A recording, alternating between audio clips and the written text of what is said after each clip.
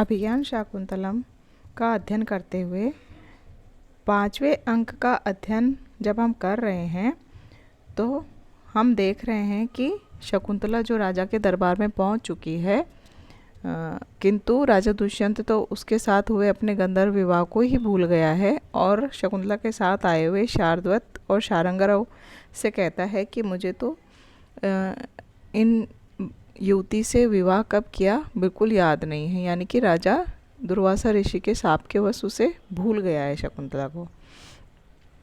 और जब शारंगराव क्रोधित होकर राजा से कहता है कि आप अपने किए हुए कार्य से ऐसे कैसे मुंह मोड़ सकते हैं, तो राजा भी क्रोधित हो जाता है और कहता है, उस शकुंतला के लिए भला बुरा कहने लगता है। तभी शारद्वत उसको रोक देता है। तो आगे हम पढ़ते हैं। शारद्वत कह रहा है, शारंगराव विरम त्वम इदानीम, जो तुम कह रहे हो अब तुम चुप हो जाओ। और शकुंतला से कहता है, शकुंतले वक्त्यम उक्तम अस्माभि, हमें जो कहना था हम कह चुके हैं। मतलब ऋषि ने जो हमें कह के भेजा था वो हम कह चुके हैं। सो अयम अत्र भवाने अव आह, और इस राजा का कथन भी तुम सुन रही हो। ये राजा जिस प्रकार से हमारा कथन सुनकर जो कह रहा है वह भी तुम सुन रही हो। तद दियताम अस्मयी प्रत्यय प्रतिवचनम, तो अब तुम ही इसे कोई प्रतिवचन दो, जो ये कह रहा है उसका तुम ही कोई जवाब इसे दे सकती हो, अपना तुम ही विश्वास इसे प्रकट करवा सकती हो। शकुंतला अपवार्य एक तरफ मुँह करके कहती है, इदम अवस्था अंतरम गते तादृशे अनुरागे किम वा स्मरामि स्मारितेन। कह रही है शकुंतला कि इदम अवस्थाम, इस अवस्था को पहुंच गया है, गते तादृश्य अनुरागे, उस प्रकार का अनुराग, उस जो राजा ने आश्रम में दिखाया था वैसा प्रेम अब इस दशा में पहुंच गया है कि राजा तो कुछ उसको तो कुछ याद ही नहीं है। तो किम वा स्मरातेन, तो स्मरण कराने से भी क्या लाभ। आत्म इदानीम में शोचनीय इति व्यवस्थितम एतत्, अब तो मुझे अपने आप पर ही दया आ रही है या अपने आप से ही मुझे निंदा करनी पड़ेगी। प्रकट में कहती है, आर्यपुत्र इति अर्धोक्ते, आर्यपुत्र ऐसा आधा कह के रुक जाती है। फिर कहती है, संशयितम इदानीम परिणय ने सम उदाचार है, कि इन्हें तो परिणय में ही, इन्हें तो विवाह में ही संशय है, तो इस प्रकार का संबोधन उचित नहीं। अर्थात राजा को जैसे ही वह आर्यपुत्र कह के बुलाने लगती है तभी रुक जाती है और कहती है कि जब संशय है विवाह में ही, तो मैं आर्यपुत्र कहने का अधिकार भी नहीं रखती हूँ। और वह पुनः कहती है, पौरव न युक्तम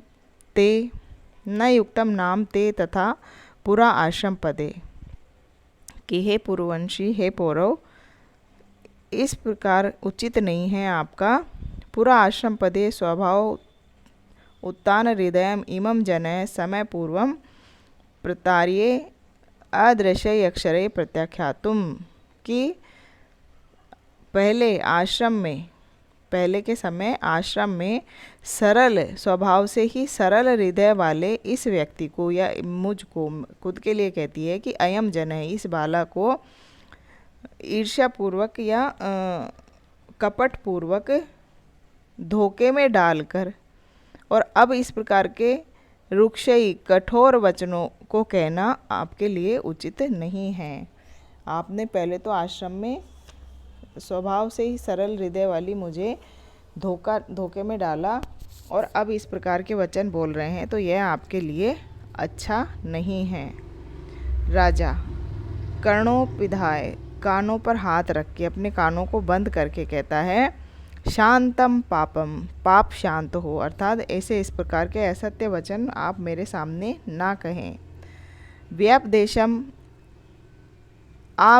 आविलयितुम किम इहसे जनमिमं च पातयितुम कुलंकशेव सिंधुः प्रसन्न अंभ तटतरुः च, कि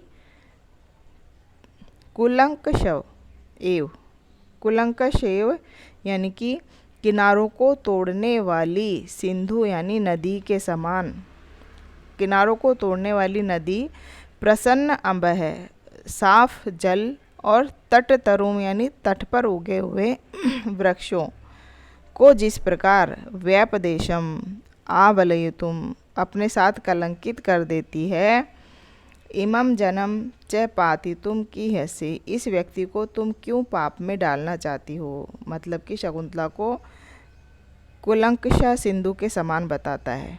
कुलंकषा सिंधु जो अपने ही किनारों को तोड़ती है और अपने ही स्वच्छ जल को मलिन कर लेती है। किनारों को तोड़ के जब मिट्टी विट्टी उसके जल में मिल जाती है तो वह जल मलिन हो जाता है, और उसके साथ ही आसपास किनारों पर लगे हुए वृक्ष भी टूटकर नदी में गिर जाते हैं।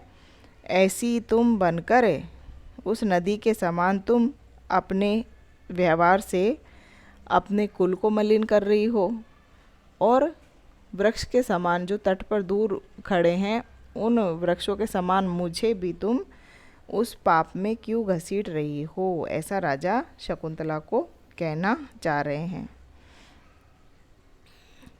कुलंकषा नदी जो है अपने तट के रक्षक वृक्षों को तोड़कर अपनी मिट्टी में मिला लेती है। ऐसे ही राजा कहना चाह रहा है कि मैं तो इस संपूर्ण राज्य का रक्षक हूँ, तुम क्यों मुझे कलंकित कर रही हो और अपने मर्यादाहीन आचरण से पवित्र पुरुवंश को क्यों पतित बना रही हो।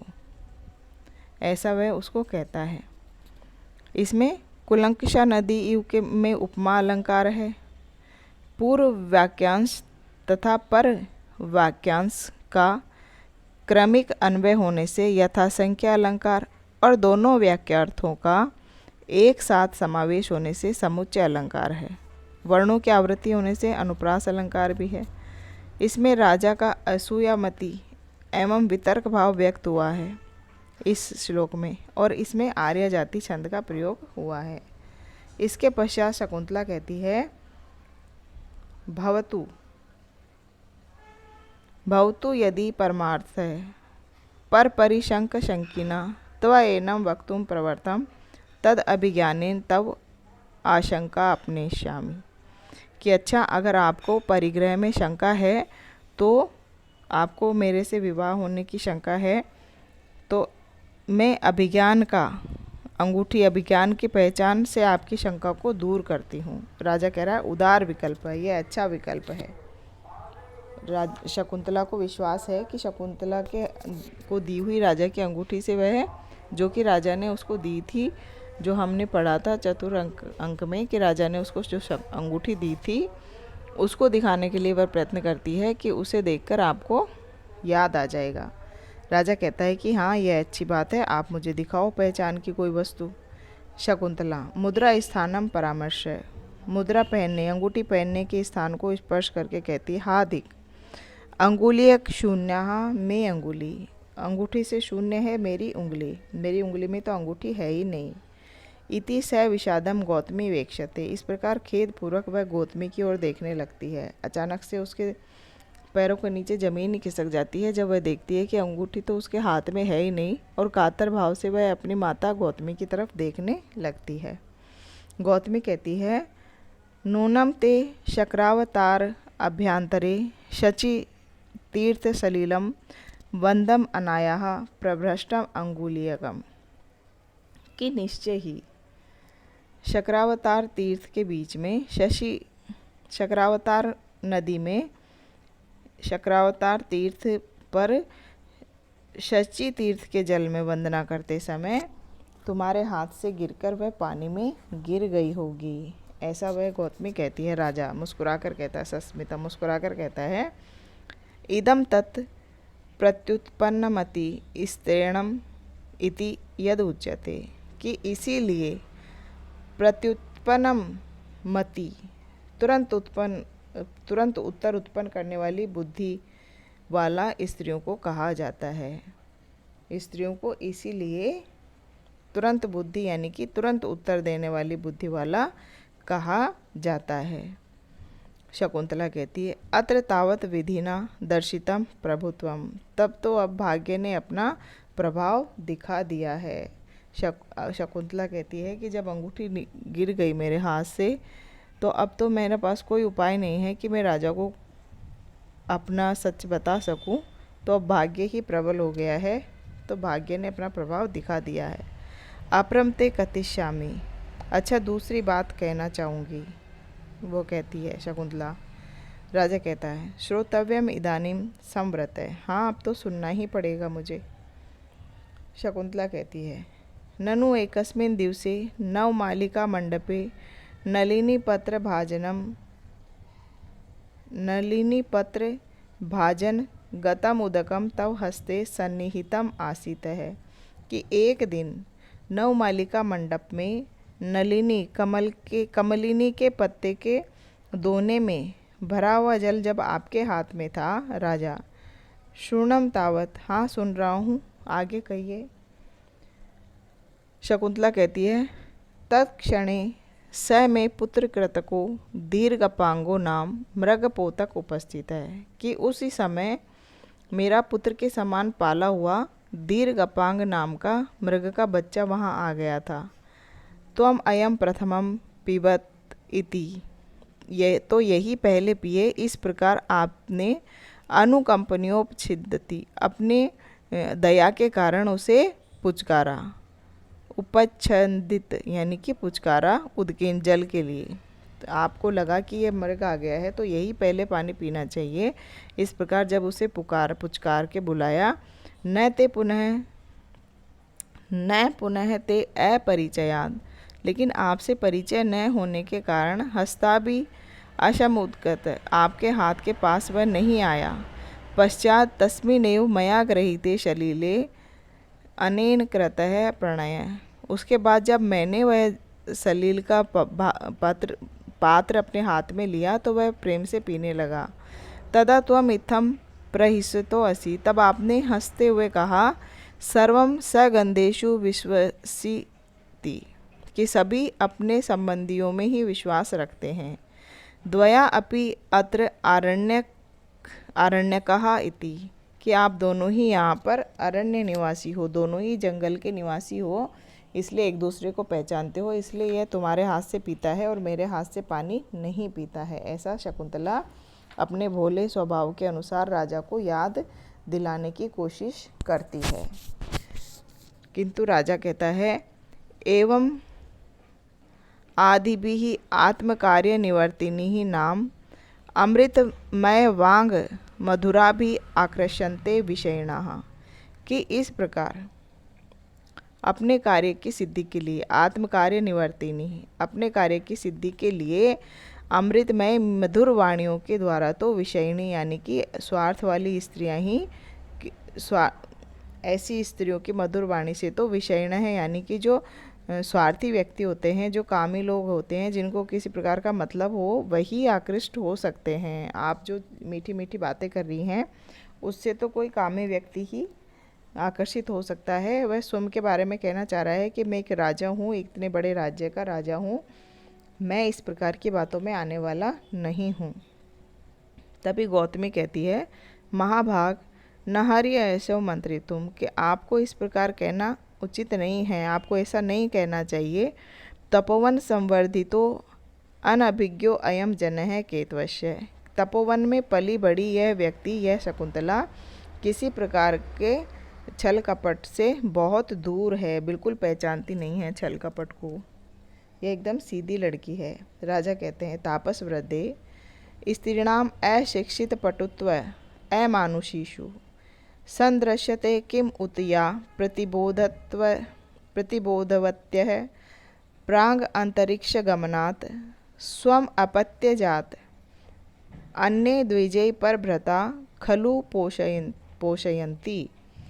कह रहे हैं कि हे वृद्ध तपस्विनी, स्त्रीणाम अशिक्षित पटुत्व, अशिक्षित स्त्रियों में भी, जिनको किसी प्रकार की शिक्षा नहीं दी जाती, अमानवीय स्त्रियों में भी संदृश्यते देखा जाता है शिक्षित पटुत्व, तो मतलब चतुरता तो अमानुषी स्त्रियों में ही देखी जाती है। फिर किम उत, क्या कहना, या प्रतिबोधवत्य है, कि जो प्रतिबोधित व जो ज्ञानवान है, जिनको बोलना चलना फिरना सब आता है, उनका तो कहना ही क्या। प्राग अंतरिक्ष गमनात्, स्वम अपत्य जात कि अंतरिक्ष में उड़ने से पहले, उड़ने लायक हों उससे पहले परभृता यानी कि कोयल जो है वह अन्य द्विजयी अन्य पक्षियों के द्वारा ही अपनी संतान को, स्वम अपत्य जात है, अपनी संतान को पोषयंती पलवा लेती हैं, अन्य पक्षियों के घोंसलों में उनका पालन पोषण करवा लेती हैं। इसमें इस श्लोक में कुछ विशेष बातें इस प्रकार से कही गई हैं कि अंगूठी के खो जाने से व्रत होकर शकुंतला राजा को आश्रम में घटित जो कहानी सुनाती है उसका स्मरण दिलाना चाहती है, मृग की कहानी। तब राजा कहते हैं कि इस प्रकार की मीठी बातों में तो कोई कामू की व्यक्ति ही आ सकता है। तभी गौतमी के टोकने पर वह पुण्य कहते हैं कि जब मानव जाति से भिन्न पशु पक्षियों की योनि में भी उत्पन्न जो स्त्री जाति है उनमें जन्मजात चालाकी देखी जाती है, तो फिर सभी विषयों में तुरंत बुद्धि रखने वाली शिक्षित मानवीय स्त्रियों के विषय में तो क्या कह सकते हैं। वे तो अत्यधिक चालाक एवं प्रत्युत्पन्न मति होती है, मतलब फटाफट उत्तर देने वाली बुद्धि वाली होती है। राजा उदाहरण देते हुए कहता है कि जैसे कोयल जब तक उसके बच्चे उड़ना नहीं सीख जाते तब तक उनका पालन पोषण बड़ी चतुराई से कौओं के घोंसलों में बिठाकर करवा लेती हैं, इसी प्रकार यह आपकी पुत्री जो है अपने गर्भ में पल रहे बच्चे का पालन पोषण करवाने यहाँ आ गई है, ये वह कहना चाहते हैं। तो इस श्लोक में और व्यंग भी हुआ है कि परभृता अपत्य जातम अन्य द्विजयी तथा पोषयंती, इन शब्दों के द्वारा जो है कवि ने इस प्रकार से कहने का प्रयास किया है कि शकुंतला की उत्पत्ति के बारे में भी संकेत किया है यहाँ पर, कि शकुंतला की उत्पत्ति का जो संकेत मिला है अमानुषी यानी कि अप्सरा से उत्पन्न वह शकुंतला।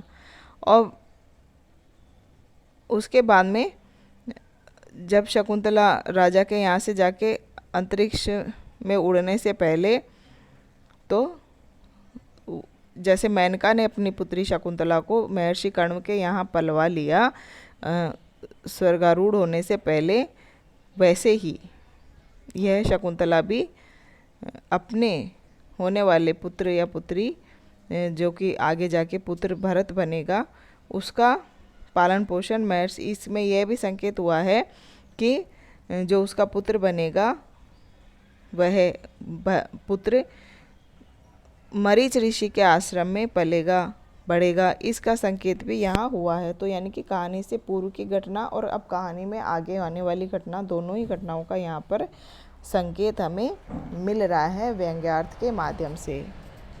तभी शकुंतला सरोषम क्रोध से कहती है, अनार्य आत्मनो हृदया अनुमानेन पश्यसी, कि अपने हृदय के अनुसार ही सबको समझते हो। तुम जिस प्रकार से मुझे धोखा दे रहे हो तुम मुझे भी वैसे ही धोखा देने वाली समझ रहे हो।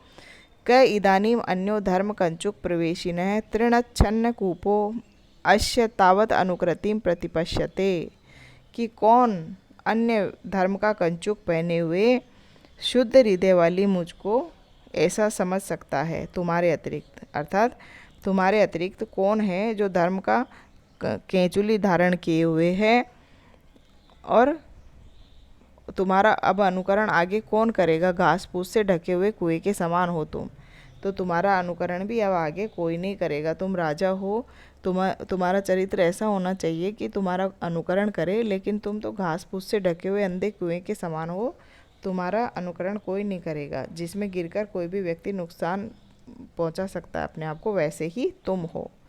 तभी राजा आत्मगता अपने मन में सोचता है कि संदिग्ध बुद्धि माम कुर्वन केतव इव अश्या कोपो लक्ष्यते, कि इसका जो क्रोध है, इस शकुंतला का जो क्रोध है संदिग्ध बुद्धि बना रहा है, मुझे ही अपने आप पर संदेह करने वाला बना रहा है, क्योंकि जो इसका क्रोध है वह बनावटी नहीं है किंतु एकदम वास्तविक प्रतीत हो रहा है, इसलिए मुझे अपने आप पर संदेह हो रहा है। तथा ही अन्या, क्योंकि इसके द्वारा जो है मये विस्मरण दारुण चित्त व्रतौ, कि मेरे विस्मरण हो जाने के कारण मैं किसी प्रकार से इसके साथ विवाह करके भूल गया हूँ, ऐसे इस बात के कारण अत्यधिक कठोर चित्तवृत्ति वाले और व्रतम अह प्रणयम प्रतिपद्य माने, एकांत में हुए प्रणय वृत्तांत को न स्वीकार करने वाले, स्वयं के लिए कह रहे हैं सारी बातें। भेदाद भ्रुवो कुटिलियो अतिलोहित लक्ष्यः, और भ्रुकुटी टेढ़ी हो गई है ऐसी, अत्यधिक और क्रोध के कारण अत्यधिक लाल हो गए हैं नेत्र जिसके, ऐसी है शकुंतला। भग्नम शर आसनैव अतिरुषः स्मरस्य, अपने इस क्रोध के कारण इसने मानो कामदेव का, स्मरस्य कामदेव का, अत्यधिक क्रोध के कारण शरासन धनुष बाण ही तोड़ दिए हैं। अब यह इतनी क्रोध में है कि कामदेव, अगर मान लो मैं कामदेव के से प्रेरित होकर इसकी तरफ आकर्षित हुआ भी हूँगा कभी, तो अब तो इसने उसका धनुष ही तोड़ दिया है, अब कभी ऐसा नहीं हो पाएगा इसके मन में। इस प्रकार का यह क्रोध हो रहा है मेरे प्रति, इसके क्रोध के कारण मैं अपने ही आप पर संदेह करने वाला हो गया हूँ।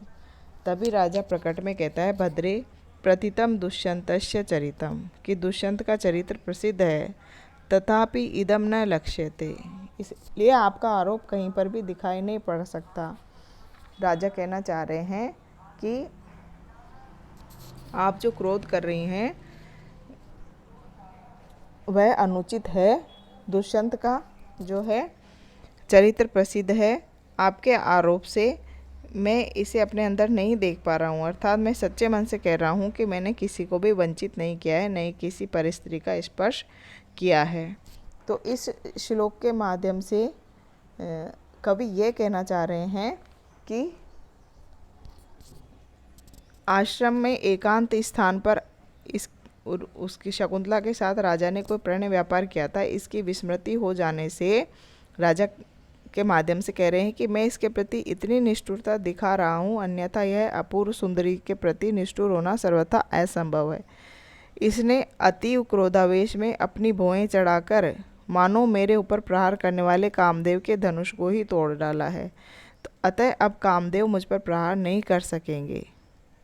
यानी कि शकुंतला इतनी क्रोधित हो गई है राजा से कि किसी भी प्रकार के राजा के अन्य विनय को अब जैसे स्वीकार ही नहीं करेगी। तो इस श्लोक में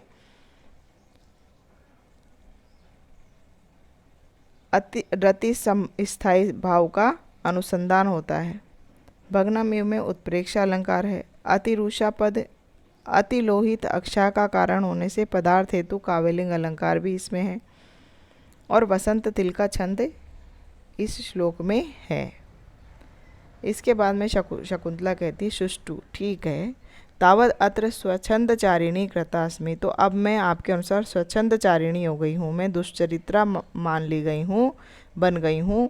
या अहम अश्य पूर्ववंश प्रत्ययेन मुखम अर्धो हृदय स्थितम विषम विशस्य हस्ताभि अशम उपगता, क्योंकि मैंने पुरुवंश में विश्वास किया, पुरुवंश के विश्वास के कारण मुख में मधु, मुख मदो हृदय स्थित विशस्य, मुख में मधु और हृदय में विष भरे हुए तुम पर मैंने प्रताड़न पटु व्यक्ति के हाथ में पड़ गई। प्रताड़न पटु यानी कि मुख में हृदय और विष, हृदय मुख में मधु और हृदय में विष भरे हुए तुम्हारे प्रताड़ना देने वाले चतुर व्यक्ति के हाथों में पड़ गई, और उसके कारण अब मैं स्वच्छंदचारिणी बन गई हूँ। तुम ही ने मुझे धोखा दिया और तुम ही मुझे चरित्रहीन बता रहे हो, इस कारण से मैं चरित्रहीन हो गई तुम्हारी वजह से। इति पटान्तेन मुखम आवृत्य रोदिति, इस प्रकार आंचल में अपना मुख ढक के रोने लगती है। शारंगराव कहता है, इत्थम आत्मकृतम प्रतिहतम चापलम दहती, इस प्रकार अपने स्वयं के विवेक से किए हुए चपलता से ऐसे ही जलना पड़ता है, अपने स्वयं के अविवेकपूर्ण कार्यों से ऐसे ही जलना पड़ता है। अतः परीक्ष्य कर्तव्यम विशेषात संगतम अज्ञात हृदयेषु एवं वैरी भवती सो हृदयम। पुनः कहता है वह कि इसलिए अतः परीक्षा कर्तव्य, अच्छे से परीक्षा करके ही विशेषात संगतम एकांत के जो संगति है वह अच्छे से परीक्षण करके करनी चाहिए। अज्ञात हृदयेषु एवं वैरी भवती सोहृदम, अज्ञात व्यक्ति से इस प्रकार की मित्रता ऐसे ही वैर उत्पन्न करवाती है। शकुंतला के माध्यम से सभी को शिक्षा दे रहे हैं कि एकांत में की गई मित्रता या प्रेम व्यवहार व्यक्ति विशेष के शील, कुलाचार आदि को पूर्णतः परीक्षा करके ही करना चाहिए। एकांत प्रणय या गंधर्व विवाह तो विशेष रूप से आचार व्यवहार की पूर्ण परीक्षा करके ही करना चाहिए। ऐसा न करने पर इसका परिणाम द्वेष या शत्रुता का कारण बन जाता है, जैसा कि तुम्हारे लिए अब हो गया है। तो यहाँ पर इस श्लोक में प्रस्तुत विशेष रूप शकुंतला के संगमन को न बताकर अप्रस्तुत सामान्य मात्र के लिए कहा गया कथन है, इसलिए यहाँ अप्रस्तुत प्रशंसा अलंकार है। पूर्वार्ध के प्रति परार्ध वाक्यार्थ हेतु होने से वाक्यार्थ हेतु काव्यलिंग अलंकार है।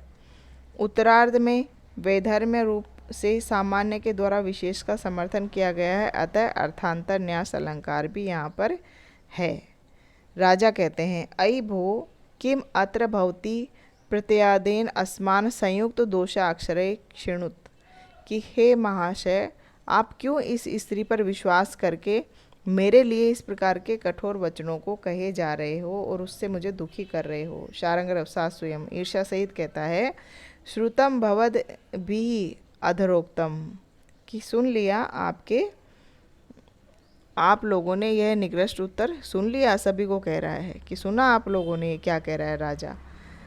फिर वह कह रहा है कि आजन्मनः शाठ्य अशिक्षितो यस्य तस्या प्रमाणम वचनम जनस्य, कि जिसने जन्म से लेकर अब तक कोई शाठ्यम, कोई धूर्तता नहीं सीखी है, उस व्यक्ति का, उस शकुंतला का तो कथन अप्रमाणम, अप्रमाणित है, प्रमाण रहित है। और यह जिसने पराति संधानम अधीयते, दूसरों को धोखा देना, अधीयते पढ़ा है, विद्येति विद्या के रूप में, ते संतु किल आप्त वचन है, और उसका वचन आप्त वचन है। आप्त वचन का मतलब है कि सत्य और विश्वसनीय बात कहने वाले व्यक्ति का वचन। तो कह रहे हैं कि जो शकुंतला है, जो कि बचपन से जिसने धूर्तता को सीखा ही नहीं है, जानती ही नहीं है, जो एकदम वन में पली है, ऋषि महर्षि, बहुत बड़े महान ऋषि के सानिध्य में पली बड़ी है, उसका वचन तो प्रमाण रहित है। और आप जैसे राजा, जिनको दूसरों को धोखा देना, दूसरों से संधि, अपने स्वार्थ के लिए संधियाँ करना आदि जिनको शिक्षा के रूप में पढ़ाया जाता है, उनका वचन सत्य वचन है। क्या आप ये कहना चाहते हैं? शार्ंगरव राजा से क्रोध में कहता है। तो इसमें तपोवन की व्यवहारिक पवित्रता, स्पष्टवादिता एवं स्वाभिमान की भावना व्यक्त हुई है। और शकुंतला के कथन सुष्ठु तावत से लेकर यहाँ तक जो क्रोध युक्त वचन होने के कारण अविमर्श संधि का द्रव नामक अंग भी यहाँ पर है। इस श्लोक में प्रस्तुत विशेष शकुंतला, दुष्यंत आदि न कहकर सामान्य प्रस्तुत जन का कथन किया गया है, अतः अप्रस्तुत प्रशंसा अलंकार है। पराति संधान पर तद आत्म रूप से विद्या का आरोप किया गया है, अतः रूपक अलंकार भी यहाँ पर है। और इंद्र वज्रा छंद का यहाँ प्रयोग किया गया है। तो यहाँ आज हमने पढ़ा 25 श्लोक तक, इस 5वें अंक को हमने पढ़ लिया। इसके आगे थोड़ा और पढ़ते हैं। राजा कहता है, भो सत्यवादीन, हाँ हाँ सत्यवादी, आप लोग सत्यवादी हैं। अभ्युपगतम तावद अस्माभि एवं, और हम तो ऐसे ही हैं। किम पुनः इमाम अति संधाय लभते, लेकिन आप यह तो बताइए कि इस व्यक्ति को, इस स्त्री को धोखा देकर मुझे क्या मिल जाएगा। आप सत्यवादी हैं और हम ऐसे ही हैं, दूसरों को धोखा देने वाले हैं, किंतु इस अदनी सी स्त्री को धोखा देकर मुझे क्या मिल जाएगा। तभी शार्ंगरव कह रहा है, विनिपात है कि अधोपतन मिलेगा तुम्हें। तभी राजा कहता है, विनिपात है पौर्वय पार्थ्यते इति श्रद्धेयम एतद, कि अच्छा विनिपात के लिए राजा प्रयत्न करते हैं, यह तो अविश्वसनीय है। हमारे जैसे पूर्व राजा विनिपात के लिए कोई कार्य करेंगे, यह अविश्वसनीय है। शार्दूल कह रहा है शार्ंगरव, किम उत्तरेण, इस प्रकार उत्तर प्रत्युत्तर करने से क्या मतलब। अनुष्ठितो गुरु संदेश है, हमने गुरु का संदेश कह दिया है। प्रतिनिवृत्तम अहे वयम, अब हमें लौट जाना चाहिए। फिर राजा के प्रति होकर कहता है, राजा के सम्मुख होकर कहता है, तद एषा भवन्तः कांता, कि यह आपकी पत्नी है। तज्य वेनाम ग्रहणा वा, आप इसे त्याग दें या ग्रहण कर लें। उपपन्ना ही दारेषु प्रभुता सर्वतोमुखी, कि पत्नी पर, स्त्रियों पर उसके स्वामी की प्रभुता स्वामित्व स्वीकार किया गया है सर्वतोमुखी। सभी प्रकार का स्वामित्व उस स्त्री पर स्वीकार किया गया है, वह चाहे उसे छोड़ दे या त्याग दे, जो चाहे वह करे। और फिर गौतमी से कहता है, गौतमी गच्छ अग्रतः, आगे चलिए, इति प्रस्थिता, और इस प्रकार चले जाते हैं। शार्ंगरव, शार्दूल और गौतमी शकुंतला को राजा के दरबार में छोड़कर चल देते हैं। तो यहाँ तक आज हमने इसको पढ़ लिया है। इसके आगे अब शकुंतला के साथ क्या होगा ये हम अगली कक्षा में पढ़ेंगे।